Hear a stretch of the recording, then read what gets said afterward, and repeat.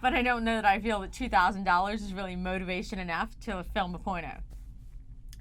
Jason and I decided to go camping at Colorado Bend State Park with all 3 dogs. We'd hiked in the woods, frolicked in the water, pitched our tent, and inhaled some downright Epicurean silver turtles with red onion chutney. The dogs were tethered using airline cables, custom made by Jason, and were lounging around the campsite. We both collapsed into camp chairs, boneless and exhausted, to enjoy some relaxation as twilight washed over us. Armadillos! Burst into camp from the vine-covered drop-off behind the tent. One armadillo was chasing another, and both ran straight at the dogs, who stared stupefied at this unexpected spectacle. The armadillo suddenly swerved and disappeared back into the bush. Despite a day of steady activity, our previously comatose mongrels leapt to attention, frenzied at the potential new game that had presented itself and the prospect of eating some possums on the half shell. My finely crafted cable snapped under the crazed strength of the smallest dog, and Humperdinck disappeared into the armadillo's vine-covered world. I grabbed the other 2 dogs, Lulu and Pigwidgeon, so that they couldn't do the same. While I took off after my idiot mutt.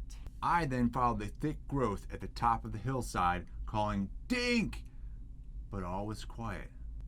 Unable to find hide nor hair of Humperdinck or his prey, I began to notify campers at nearby sites of my dilemma. One asked if I'd heard the horrible scream. I wasn't sure whether I preferred it to be my dog, who was unlikely to be mortally wounded from an encounter with an insectivore and could stand to learn some humility, or the armadillo, which would not incur an expensive vet bill, but would result in a more grisly outcome. Another person warned me that they had seen a tattooed guy with 3 pit bulls.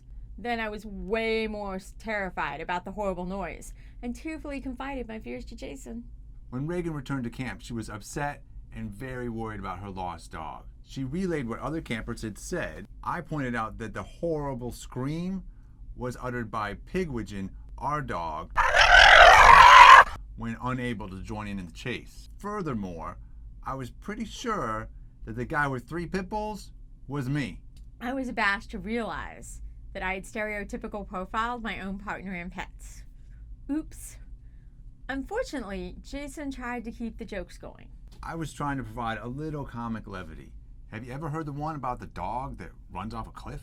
I was not ready for any gallows humor and did not respond well as I contemplated leaving Jason in the woods. Shallow, a marked grave. I didn't know what else to do but climb into our sleeping bags.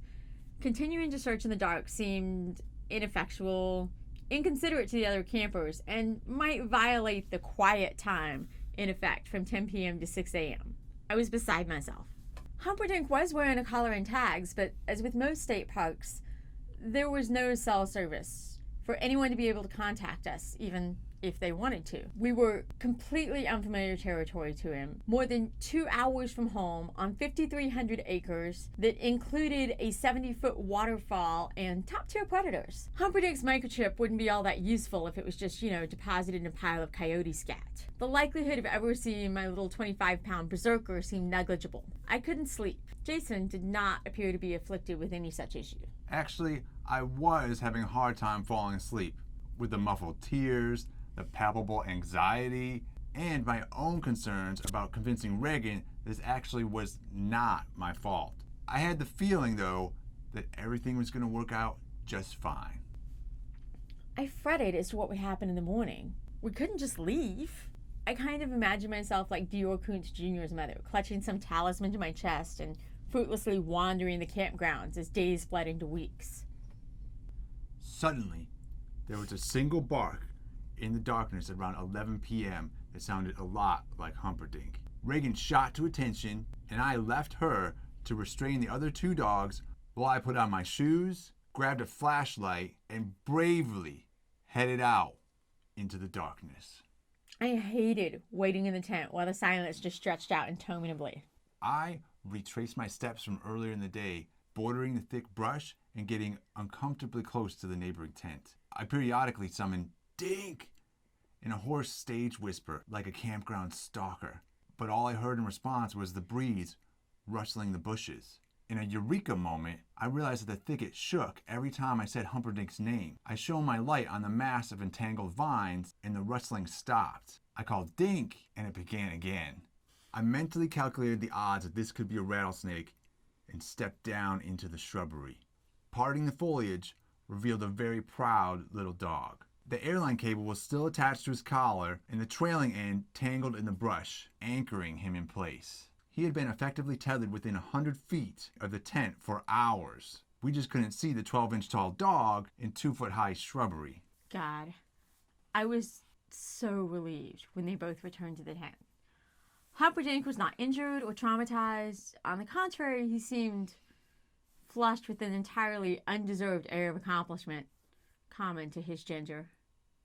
It was at that moment, though, that I realized that Regan loved that dog more than she loved me. No, although being the hero that returned my dim-witted cur helped mitigate his earlier insensitivity. Jason relayed where he had found the ignoramus, much to my consternation. I'd spent a not insignificant amount of time training Humperdinck not to bark in the hopes of preventing him from being annoying. Well, that training seems to have backfired.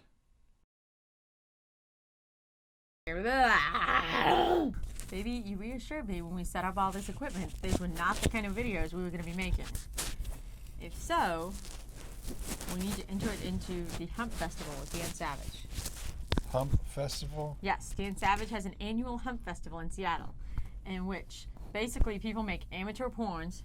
Nothing's digital. It doesn't live online at all. There's like a couple of copies made, and then you go ahead and they have the whole...